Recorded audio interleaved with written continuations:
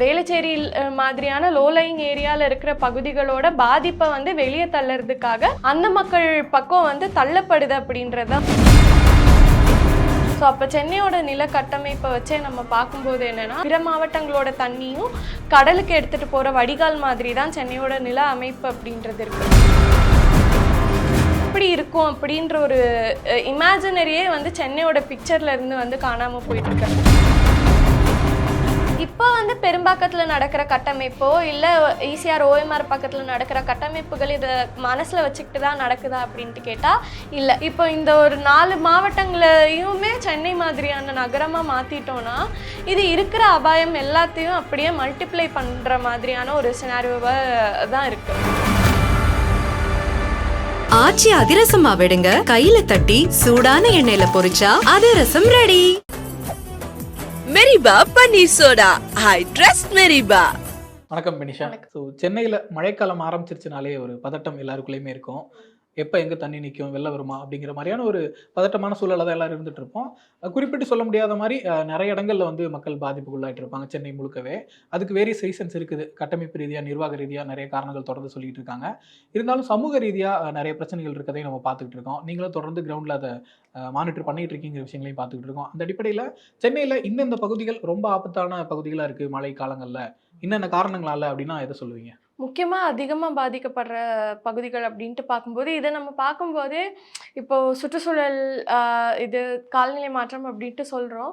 அதில் எல்லாரும் பாதிக்கப்படுறாங்க அப்படின்றது ஒரு மெயின், எல்லாரும் தானே பாதிக்கப்படுறாங்க அப்படின்றது வந்து நம்ம சமூக நீதி பார்வையில் பேசினாலே ஒரு முக்கியமான வாதமாக இருக்குது. ஆனால் இந்த மழை காலத்தில் என்ன நடக்குது அப்படின்றது வந்து அதை நம்ம புரிஞ்சுக்கிறதுக்கு ஒரு முக்கியமான லென்ஸாகவும் இருக்குது அப்படின்றது தான் நம்மளால் பார்க்க முடியும். குறிப்பாக நம்ம இப்போ அதிகமாக பாதிக்கப்படுற பகுதிகள் அப்படின்ட்டு பார்க்கும்போது மீடியாவில் காட்டப்படுறது வந்து வேளச்சேரி பகுதி, வேற வந்து நகரத்தில் இருக்கிற பல பகுதிகள் வந்து காட்டுவாங்க. வேளச்சேரியில் ஒரு 2-3 நாள் வெள்ளம் வடிஞ்சதும் வந்துட்டு மீண்டெழுந்தது சென்னை மாதிரியான கேப்ஷன்ஸ் வந்து நம்ம போட ஆரம்பிச்சிருவோம். ஆனால் நீங்கள் வடசென்னை பகுதியில், வியாசர்பாடியில், Perumbakkam slum board, Semmancheri slum board, இந்த பகுதிகளாக இருக்கட்டும் சரி, சைதாப்பேட்டை பக்கத்தில் இருக்கிற சேரி பகுதிகளாக இருக்கட்டும் சரி, இங்கெல்லாம் நீங்கள் பார்த்தீங்கன்னா 7லேருந்து 10 நாள் வரைக்குமே தண்ணி நிற்கக்கூடிய நிலை தான் இருக்கும். இதுக்கு காரணம் என்ன அப்படின்ட்டு கேட்டால், அவங்க வந்து ஆக்கிரமிப்பில் இருக்காங்களா, இல்லை அவங்க வந்து ஏதாச்சும் லோலைங் ஏரியாவில் இருக்காங்களா அப்படின்ட்டு கேட்டால் இல்லை. வேளச்சேரி மாதிரியான லோலைங் ஏரியாவில் இருக்கிற பகுதிகளோட பாதிப்பை வந்து வெளியே தள்ளறதுக்காக அந்த மக்கள் பக்கம் வந்து தள்ளப்படுது அப்படின்றது தான் ஒரு நிதர்சனமான உண்மையாக இருக்குது. இப்போ நீங்கள் பெரும்பாக்கம் பகுதியை பார்க்கும்போது பல பகுதியிலேருந்து எவிக்ட் பண்ணி கவர்மெண்ட்டே தான் அந்த இடத்துல வந்து ரீலோகேட் பண்ணி வச்சுருக்காங்க. ஆனால் அது ஒரு மார்ஷ்லேண்ட் மேலே இருக்குது, ஒரு வாட்டர் பாடி மேலே இருக்குது. வடசென்னை பகுதியில் பார்க்கும்போது அங்கே இருக்கிற கால்வாய்களில் வந்து அரசு ஆக்கிரமிப்புகளே வந்து நிறைய இருக்கிறது நம்மளால் பார்க்க முடியுது. தண்ணி வடிகிற இடங்கள் வந்து அதிகமாக ஆக்கிரமிக்கப்பட்டிருக்கிறத நம்மளால் பார்க்க முடியுது. இதே மாதிரியான நிலைமை வந்து சிட்டிக்குள்ளேயுமே வந்து மத்திய சென்னை பகுதிகள்லையுமே நிறைய இருக்குது. ஆனால் அந்த பகுதிகளில் அதை மிட்டிகேட் பண்ணுறதுக்கான எஃபர்ட்ஸ் வந்து போடப்பட்டிருக்கு. ஆனால் வடசென்னை பகுதி மாதிரியான இடங்கள் வந்து கண்டுகொள்ளப்படாமலே இருக்குது அப்படின்றது ஒன்று இருக்குது. இன்னும் எண்ணூர் மணலி அந்த பக்கம் போனால் பாதிப்புகள் இன்னும் அதிகமாக இருக்கிறத வந்து நம்மளால் பார்க்க முடியும். இப்போ நம்ம வேளச்சேரி பெரும்பாக்கம் இதை பற்றி பேசும்போதே வந்துட்டு வேளச்சேரியில் வந்து ஒரு ஸ்ட்ராங் வாட்டர் ட்ரெயின் கட்டுறதுக்காக, கால்வாய்களை சீரமைக்கிறதுக்காக, வேளச்சேரியில் தண்ணி தேங்காமல் இருக்கிறதுக்கு புதுசாக என்ன மாதிரியான விஷயங்கள் பண்ணலாம் அப்படின்றதுல அரசாங்கத்தோட முதலீடுகளே வந்து பார்த்தா அதிகமாக இருக்கும். அதுவே வந்து ஸ்லம் போர்ட் சைடு பார்க்கும்போது அது பெரிய அளவில் இருக்காது. பெரிய அளவுலன்னு கூட இல்லை, ரொம்ப ரொம்ப கம்மியாக, ரொம்ப சொற்ப அளவுகளில் தான் வந்து அந்த இன்வெஸ்ட்மெண்ட் இருக்கும். ஸோ இந்த பார்ஷியாலிட்டி அப்படின்றது நம்ம ஆப்வியஸாக வேளச்சேரி மக்களும் பாதிக்கப்படுறாங்க. ஆனால் 2 நாளுக்கான பாதிப்பு அப்படின்றது வேற, ஒரு 7-10 நாளுக்கான பாதிப்பு அப்படின்றது வேற.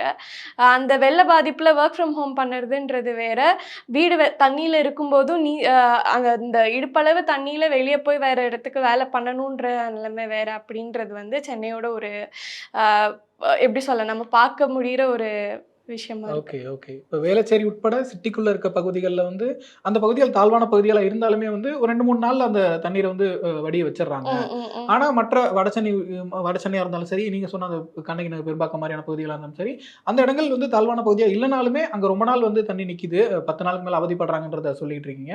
இப்ப இதுக்கான காரணம் அப்படிங்கிறத நீங்க சொல்றத வச்சு பார்க்கும்போது, அந்த முன்னேற்பாடுகள், அ மழைநீர் வடிகாலுக்கு இவங்க இன்வெஸ்ட் பண்ணக்கூடிய விஷயங்கள், அது எல்லாமே அந்த வடசென்னை மற்றும் அந்த வடசென்னையோட பூர்வகுடி மக்கள் தங்கியிருக்கக்கூடிய இடங்கள்ல ரொம்ப கம்மியா இம்ப்ளிமெண்ட் பண்ணப்பட்டிருக்கு அப்படிங்கிற மாரி தான் சொல்லிட்டு இருக்கீங்க.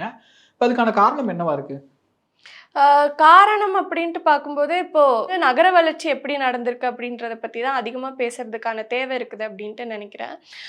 இப்போ சென்னையோட அ எப்படி சொல்ல இயற்கை கட்டமைப்பா நம்ம பார்க்கும்போதே, அ அ நமக்கு ஒரு பொது அறிவாவே தெரியும். ஒரு இடத்துல தண்ணி ஊத்துறோம் அப்படின்னா, உயர்வான இடத்துலேருந்து தாழ்வான இடத்துக்கு வடியும் அப்படின்றது. ஸோ அப்போ சென்னையோட நில கட்டமைப்பை வச்சே நம்ம பார்க்கும்போது என்னன்னா, சுற்றி இருக்கிற பல பகுதிகளோட பிற மாவட்டங்களோட தண்ணியும் கடலுக்கு எடுத்துட்டு போகிற வடிகால் மாதிரி தான் சென்னையோட நில அமைப்பு அப்படின்றது இருக்கு.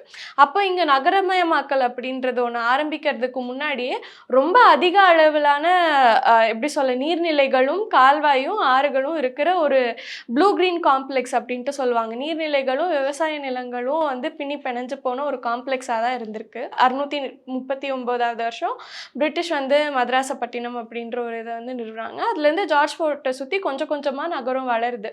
ஸோ இதில் வந்து இந்த நகர வளர்ச்சி அப்படின்றது எப்படி நடக்குது அப்படின்றதுக்கு ஒரு உதாரணமாக நம்ம பார்க்கும்போது வந்துட்டு நுங்கம்பாக்கம் இங்கே வந்து கொஞ்சம் இந்த பக்கம் போனீங்கன்னா tank bund road, lake view ரோடுன்னு 2 சாலைகளை வந்து நீங்கள் பார்த்துருப்பீங்க. ஆனால் இங்கே ஏரி இருக்கான்னு கேட்டால் நீங்கள் வந்து அதை பார்த்துருக்க வாய்ப்பே கிடையாது. ஸோ இங்கே வந்து நுங்கம்பாக்கம் லாங் டேங்க் அப்படின்ட்டு கரை மட்டுமே ஒரு 6 கிலோமீட்டர் ரேடியஸ் நீளத்துக்கு போகும். வெறும் கரை மட்டுமே. அவ்வளோ பெரிய ஒரு ஏரி இருந்துச்சு.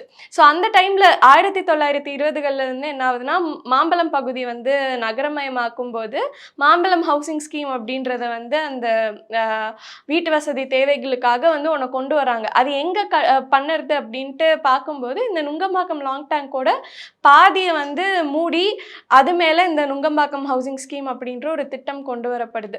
இதில் இந்த நுங்கம்பாக்கம் ஹவுசிங் ஸ்கீம் தான் வந்து நம்ம இப்போ பார்க்குற டி நகர். அதுலேருந்து 1975 வரைக்கும் கொஞ்சம் கொஞ்சமாக அந்த ஏரி பகுதி மூடி நம்ம இப்போ நுங்கம்பாக்கத்தோட ஒரு பகுதி, டி நகர், அப்புறம் வெஸ்ட் மாம்பலத்தோட ஒரு பகுதின்ட்டு இது எல்லாமே வந்து இந்த ஒரு பெரிய ஏரி மேலே இருக்குது.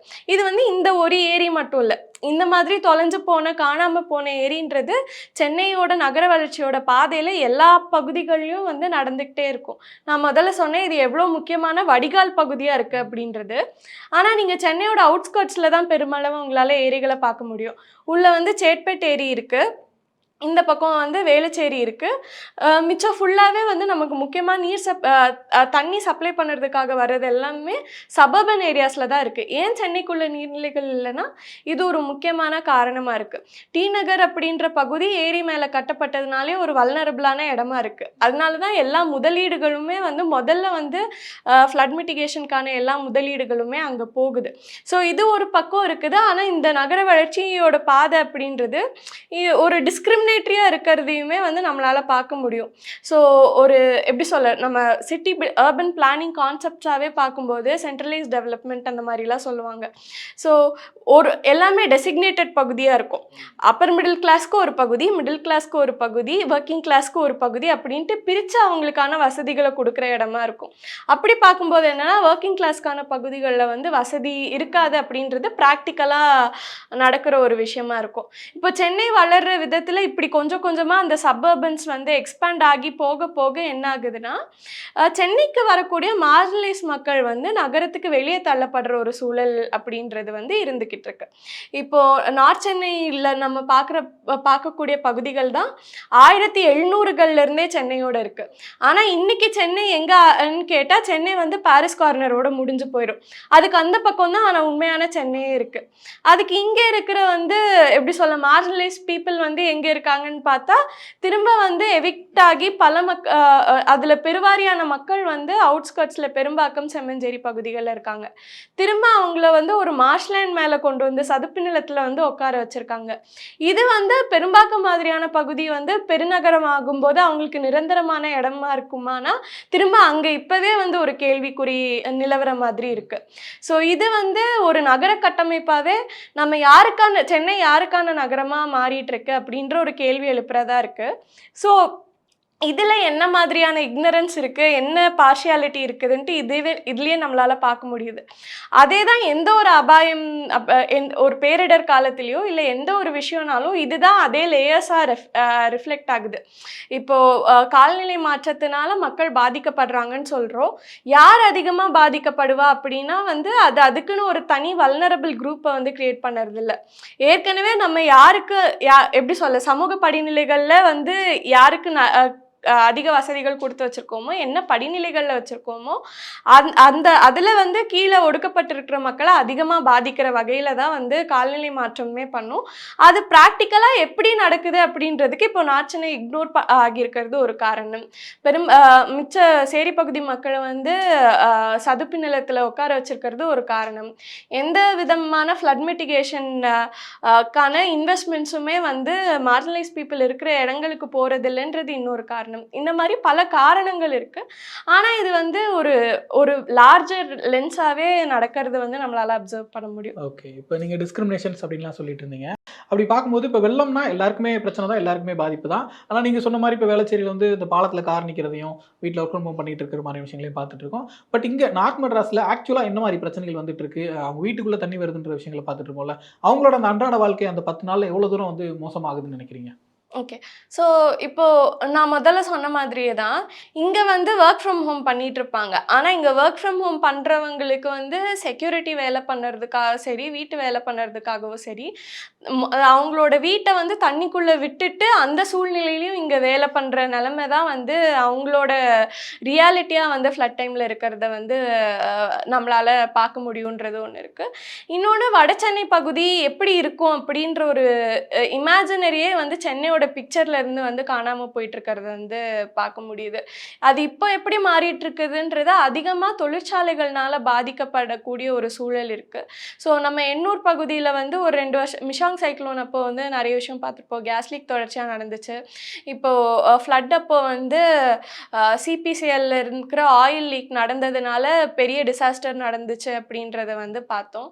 இந்த மாதிரி இங்கே நடக்கிறத விட அங்கே இருக்கிற பல கட்டமான காம்ப்ளிகேஷன்ஸ்னால அவங்களோட காம்ப்ளெக்சிட்டி வந்து அதிகமாயிட்டு இருக்கு.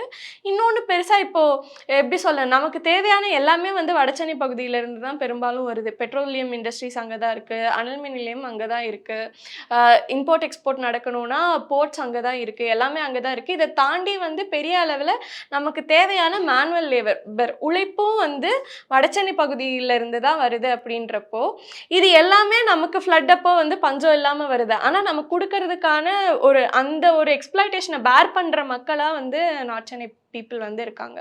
ஓகே, இப்போ ஒரு டைமும் வந்து வெள்ளம் வர்றதுக்கு முன்னாடியே வந்து ப்ரிகாஷனர் ஆக்டிவிட்டீஸ் நிறைய பண்ணுவாங்க. இங்கே வரப்போகுதுன்றப்போ வந்து முன்னாடியே அந்த லாரிஸ் கொண்டு போய் வைக்கிறதா இருக்கட்டும், வடிகாலுக்கான வேலைகள் கரெக்டாக இருக்கான்னு செக் பண்ணுறதா இருக்கட்டும், அதெல்லாம் பண்ணிக்கிட்டு தான் இருக்கிறாங்கன்றப்ப நார்த் மெட்ராஸ்க்கு அந்த இம்பார்ட்டன்ஸ் வந்து அங்கேயுமே அந்த ப்ரிகாஷனரி ஆக்டிவிட்டீஸ்லையுமே குறைவாக தான் இருக்குன்னு நினைக்கிறீங்களா? கண்டிப்பாக ப்ரிகாஷன்ஸுமே முதல்ல எங்கே கவனம் போகுது அப்படின்ட்டு பார்க்கும்போது வந்து மேட்டுக்குடி மக்கள் வாழ்கிற பகுதிகளுக்கு அதிகமாக போகுது. இங்கே வந்து எப்படி சொல்ல, பேருக்காக நேம்சேக்காக வந்து சில வேலைகளை பண்ணிட்டு இப்போது அந்த முக்கியமாக என்னென்னா அந்த பகுதிகளில் இம்ப்ளிமெண்ட் பண்ணுற ப்ராஜெக்ட் எதுவுமே மக்கள் நலனுக்காக பண்ணப்படுதா இல்லை வந்து நாங்கள் இங்கேயும் ஃபோக்கஸ் பண்ணுறோம் அப்படின்ற ஒரு பேருக்காக பண்ணப்படுதா அப்படின்ட்டு பார்க்கும்போது அது ரெண்டாவது சொன்ன விஷயமா தான் பெரிய அளவில் இருக்குது. அங்கே என்ன பிரச்சனை நடக்குதுன்ட்டு ஆய்ந்து புரிஞ்சுக்கிட்டு அதுக்கான செயல்பாடுகளை பண்ணுறதுக்கான ஒரு இனிஷியேட்டிவ் அப்படின்றதே வந்து நடக்கிறது இல்லை. ஒரு பேர் மினிமமாக ஒரு ஃப்ளட்டு வருது, பல பகுதிகளுக்கு தண்ணி போகும்னு தெரியும், அப்போ ஒரு தொழிற்சாலையோட எஃப்ளூயன்ட் அந்த டைமில் டிஸ்சார்ஜ் ஆகக்கூடாது அப்படின்ற சின்ன சின்ன விஷயங்கள் கூட வந்து நடைமுறைப்படுத்தப்படுறதில்லை. இங்கே அதுலேயும் எண்ணூர் மணலி மாதிரி இன்னும் இண்டஸ்ட்ரியலைஸ்டான ஏரியாஸ்க்கு போகும்போது மக்களுக்கான தேவை என்னன்றதை அவங்க சொல்கிறதுக்கே அவங்களே வந்து ஆய்வாளர்களாக மாறியும் பல ரிப்போர்ட்ஸ் பண்ணியிருக்காங்க. இது ஒரு உதாரணத்துக்கு சொல்லணும்னா ஒரு வெட்லேண்ட் மிஷன் கீழே வந்து தமிழ்நாடு வெட்லேண்ட் மிஷன் கீழே எண்ணூரோட ஈரநிலை வேலைகள் வந்து அனௌன்ஸ் பண்ணப்பட்டிருக்கு. ஆனால் அவங்களோட பார்வை வந்து வெறும் தூர்வாரதா மட்டும்தான் இருக்குது அரசாங்கத்தோடது. மக்கள் வந்து இங்கே எங்களுக்கு என்னென்ன தேவை இருக்குது, நாங்கள் இங்கே வாழ்வாதாரம் பண்ணுறோம், எங்கே நீங்கள் எவ்வளோ ஆழத்துக்கு தூர்வாருனா கரெக்டாக இருக்கும், எங்கே எஃப்ளூயன்ட் டிஸ்சார்ஜை நீங்கள் கட் பண்ணணும், எங்கே எங்களுக்கு ஹேபிட்டட் ரெஸ்டரேஷன் வேணும், இங்கே அலையாத்தி காணாமல் போச்சு, எங்கே அலையாத்தி நீங்கள் நடணும், எங்கே வந்து இங்கே மைக்ரேட்டரி பேர்ட்ஸ் காணாமல் போச்சு, அதுக்கு என்ன மாதிரியான ஈக்காலஜி நீங்கள் பண்ணணும் அப்படின்றது மக்கள் வந்து பீப்புள்ஸ் பிளான் அப்படின்ற பேரில் அவங்க அறிக்கையாகவே வந்து கொடுத்துருக்காங்க. ஆனால் அதோட அலைன்மெண்ட் அதை வந்து அரசாங்கம் எவ்வளோத்துக்கு எடுத்துக்கிட்டாங்க அப்படின்றதுமே வந்து ஒரு ரொம்ப பேர் மினிமமாக தான் இருக்குது. ஓகே ஓகே, நீங்கள் சொன்ன மாதிரி ஏற்கனவே சென்னையோட பூர்வ குடிமக்கள் நிறைய பேர் அப்புறப்படுத்தப்பட்டிருக்காங்க. இப்போ வந்து வட சென்னை பகுதிகளில் இவ்வளோ தண்ணி நிற்கிது, இவ்வளோ பாதிப்புக்குள்ளாகுது, ஸோ இது வந்து மக்கள் இருக்கிறதுக்கான தகுதியான இடமா இல்லைன்னு சொல்லிட்டு இது ஒரு காரணமாக சொல்லி அங்கே இருக்கிற மக்களையும் அப்புறப்படுத்துக்கான வாய்ப்புகள் இருக்குமா எதிர்காலத்தில்? கண்டிப்பா. இப்போவே வந்து இன்னும் எண்ணூர் மணலி பகுதிக்குள்ள டீப்பா போனா வந்து பல பகுதிகள் ஏற்கனவே வந்து செப்பாக்கம்னு ஒரு ஊர் இருக்கு. அங்க வந்து 300க்கு மேல ஃபேமிலிஸ் இருந்த இடம் இப்போ 50 ஃபேமிலி கூட இருக்க மாட்டாங்க. அதுவும் வந்து இப்போ இங்கிருந்து அப்புறப்படுத்துறது அப்படின்றதுல உங்களுக்கு வீடு கொடுத்து அதுக்கான காம்பன்சேஷன் கொடுத்து அப்புறப்படுத்துறது அதுவே வந்து ஒரு கொடுமை தான். அது ஒரு பக்கம். ஆனால் எப்படி சொல்ல, நாங்கள் உங்களை கண்டுக்கவே மாட்டோம், உங்களை இங்கேருந்து சொல்லவே மாட்டோம், ஆனால் உங்களால் இங்கே வாழ முடியாது அப்படின்றதுக்கான சூழலை வந்து இங்கே உருவாக்கிக்கிட்டே இருப்போம் அப்படின்றது வந்து இன்னும் மோசமான ஒரு சூழல். அதுதான் அங்கே நடந்துக்கிட்டு இருக்கிறது பார்க்க முடியுது. இப்போ நம்ம வருஷம் பார்த்துட்டு இருக்கோம், வருஷம் மழை வருது, தண்ணி நிற்கிது, அவ்வளோதான் அப்படிங்கிற மாதிரி ஒரு மனநிலையில தான் இருக்கிறோமா? இல்லை அதை தாண்டி இந்த என்வரான்மெண்டல் சேஞ்சஸ்னால வேற என்ன சீரியஸான இஷ்யூஸ் வர வாய்ப்பு இருக்கு? இஷ்யூஸ்னு பார்க்கும்போது அதான் முதல்ல வந்து நகர வளர்ச்சியாக இது எப்படி நடந்திருக்கு அப்படின்றத பார்த்தோம். இப்போது முக்கியமாக வந்து சென்னை இப்போது எப்படி சொல்ல, தேர்ட் மாஸ்டர் பிளான் அப்படின்ற ஒரு விஷயம் என்னென்னா வந்து அடுத்த 20 ஆண்டுகளில் வந்து நகரம் எப்படி இருக்கும் அப்படின்ட்டு ஒரு விஷநீதியாக அதுக்கு தேவையான கட்டமைப்புகளை ஏற்படுத்துறதுக்கான ஒரு விஷயம். ஸோ இப்போ சென்னையோட தேர்ட் மாஸ்டர் பிளான் அப்படின்றது வந்து அடுத்த வருஷம் வரப்போகுது. சென்னையோட இந்த சிஎம்டிஏ லிமிட்னு சொல்லுவோம்ல, சென்னை மெட்ரோபாலிட்டன் ஏரியாவோட லிமிட்ஸ் வந்து இப்போ 1200 ஸ்கொயர் கிலோமீட்டர் அளவில் இருக்குது. இப்போ தேர்ட் மாஸ்டர் பிளானில் வந்து 5900 ஸ்கொயர் கிலோமீட்டர் அளவுக்கு அதை விரிவுபடுத்தி திட்டம் வந்து போடப்படுது. அரக்கோணம் வரைக்கும் வந்து அடுத்த 20 ஆண்டுகளில் வந்து சென்னையோட பார்ட்டாக இருக்கும் அப்படின்ற ஒரு கன்சிடரேஷனில் இது வந்து பண்ணப்படுது. இதில் வந்து புதுசாக 7 நகர கட்டமைப்பை உருவாக்குறதுக்கான திட்டங்கள் அப்படின்ட்டு நிறையா இருக்குது. இப்போ சென்னை எப்படி நகரமாக வளர்ந்துருக்கு அப்படின்ற ஒரு விஷயமே வந்து நமக்கு ரொம்ப அச்சத்தை கொடுக்கக்கூடிய ஒரு விஷயமா இருக்குது, பயமூட்டக்கூடிய ஒரு விஷயமா இருக்குது. இப்போ இந்த ஒரு 4 மாவட்டங்களையுமே சென்னை மாதிரியான நகரமாக மாற்றிட்டோன்னா இது இருக்கிற அபாயம் எல்லாத்தையும் அப்படியே மல்டிப்ளை பண்ணுற மாதிரியான ஒரு சினாரியோவாக தான் இருக்குது. ஏற்கனவே என்ன நடந்துச்சுன்றதுல நமக்கு நிறைய படிப்பினைகள் இருக்குது. ஆனால் இப்போ வந்து நம்ம திரும்ப ஏரிகளோட ஆக்கிரமிப்பு பற்றி சொன்னோம். இப்போ ஏரி ஆக்கிரமிப்புனால என்ன நடந்துட்டு இருக்குன்றது வெள்ளத்தில் பார்க்குறோம். இப்போ வந்து பெரும்பாக்கத்தில் நடக்கிற கட்டமைப்போ இல்லை ஈசிஆர் OMR பக்கத்தில் நடக்கிற கட்டமைப்புகள் இதை மனசில் வச்சுக்கிட்டு தான் நடக்குதா அப்படின்ட்டு கேட்டால் இல்லை. திரும்ப வந்து பள்ளிக்கரணி மார்ஷ்லேண்டை வந்து இப்போ ராம்சார் சைட் பாதுகாக்கப்பட்ட ஈரநிலையாக அறிவிச்சதுக்கப்புறமே கன்ஸ்ட்ரக்ஷன் கட்டி இப்போ கேஸ் போய் ஸ்டே ஆர்டரில் இருக்குது.